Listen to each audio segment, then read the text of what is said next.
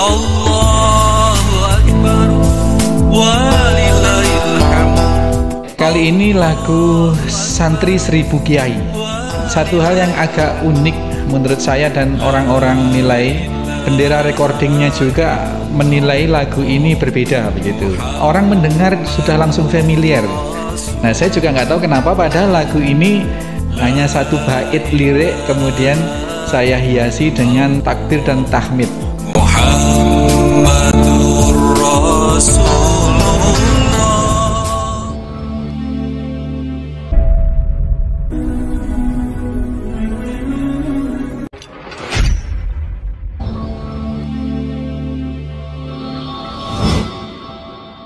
Assalamualaikum warahmatullahi wabarakatuh.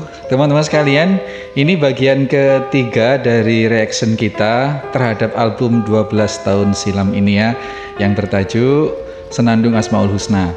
Nah, di dalamnya tempo hari setelah kita urai, ada beberapa lagu penyelarasan dari sholawat yang sudah ada, zikir-zikir yang sudah ada sebelumnya, terus kita selaraskan, kita gubah lagunya, itu yang kita kategorikan yang tidak orisinil.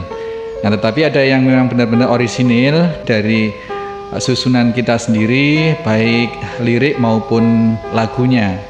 Ada juga yang kombinasi saya dengan Mas Wong Dadi.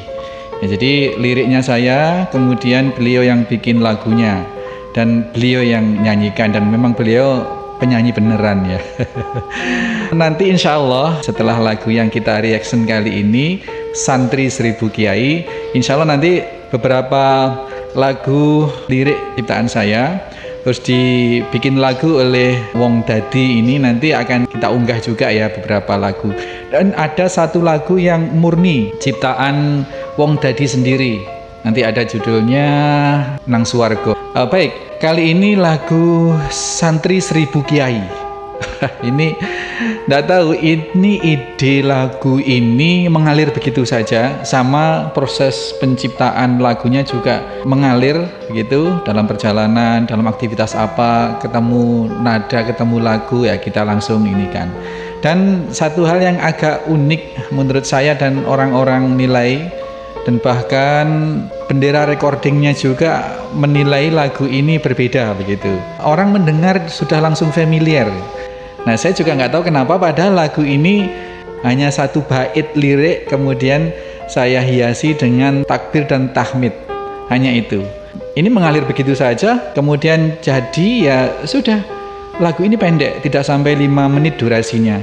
Jadi hanya 2 bait syair, 1 lirik yang berbahasa Indonesia, kemudian 1 bait yang takbir dan tahmid, itu saja. Nggak tahu juga, saya merasa cukup dengan isi lagu itu seperti itu. Setelah diaransemen, kemudian jadi lagu inilah yang justru dalam album itu dirasa oleh banyak orang itu cukup menggugah semangat begitu. Mungkin dari ritme iramanya, dari ritme musiknya juga bisa pengaruh seperti itu. Di antara lagu-lagu orisinil yang kita ciptakan, satu lagu ini yang kesannya ini lebih lah dari yang lain gitu ya. Nah, ini kalau kita cerita isinya, Santri Seribu Kiai ini menggambarkan terinspirasi dari perjalanan pribadi sebenarnya, di mana ada satu orang, saya ini dalam belajar agama, memperdalam agama itu ya memang awalnya dari satu guru, kemudian kita menjelajah, tidak saja menjelajah secara geografis, secara tempat, tetapi juga menjelajah secara personal ya. Kiai sana, guru sana, pondok sana. Terus juga setelah saya temukan di akhir perjalanan Tholabul Ilmi itu, saya simpulkan, saya telah menjelajah ke berbagai pemahaman di dalam beragama Islam. Sehingga insya Allah akan lebih membuat kita dalam melihat Islam itu tidak hanya dari satu sisi pemahaman, dan ini insya Allah akan menimbulkan sikap tawasud ya, sikap yang berusaha berada di tengah-tengah dikala ada satu perselisihan atau satu perbedaan. Inilah yang sesungguhnya dibutuhkan di dalam kita berislam gitu, sehingga tidak terjadi pertentangan yang frontal begitu. Nah, kemudian kita juga punya pemahaman bahwa nilai pemahaman pribadi terhadap apa yang kita yakini ini ibarat warung itu dapurnya. Dapur ini adalah sesuatu yang private, yang tidak perlu ditampak-tampakkan begitu. Tetapi ketika dikeluarkan ke etalase harus bisa diterima oleh semua orang. Bagaimana formula sehingga masakan itu tampil di etalase, ya bisa dinikmati oleh semua orang, bisa membuat nyaman semua orang. Dan itulah konsep Islam rahmatan lil alamin. Adapun kita punya prinsip yang berbeda dengan orang-orang, oke. Tetapi ketika kita tampil berhadapan dengan orang-orang, nah, kenyamanan itulah yang harus kita kemukakan. Tidak perlu kita membawa kebenaran pribadi, kebenaran yang kita yakini benarnya untuk juga bisa diterima oleh orang lain, seperti halnya kita memahami dan meyakini agama dari sisi kita yang kita pahami, ilmu yang kita dapatkan gitu ya. Jadi santri 1000 kiai ini merupakan perjalanan spiritual sebenarnya, perjalanan spiritual yang memang membutuhkan perjalanan geografis juga, dari Jawa Timur, Jawa Tengah ya, dari Jawa Barat bahkan kemana-mana.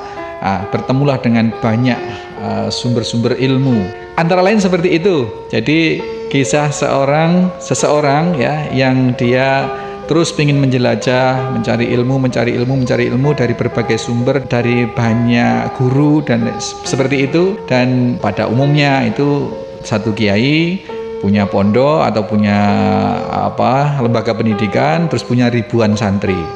Nah, ini kemudian kita memotretnya dari sisi yang terbalik. Ada satu orang santri yang berguru pada ribuan kiai, begitu kurang lebih seperti itu. Nah, ini bisa dikatakan hiperbola juga lah ya. Kalau ribuan itu tentunya lebih dari 1000, jadi 1000, 2000 itu ribuan. Tapi kalau hanya sampai 1000 atau jumlahnya begitu banyak saja, tidak sampai 1000 ya cukup seperti itu. Dan ini bahasa-bahasa sastra lah ya. Demikian, mudah-mudahan cukup menghibur dan juga bermanfaat bagi banyak orang, bagi Anda semua. Kita simak santri 1000 kiai ya. Assalamualaikum warahmatullahi wabarakatuh.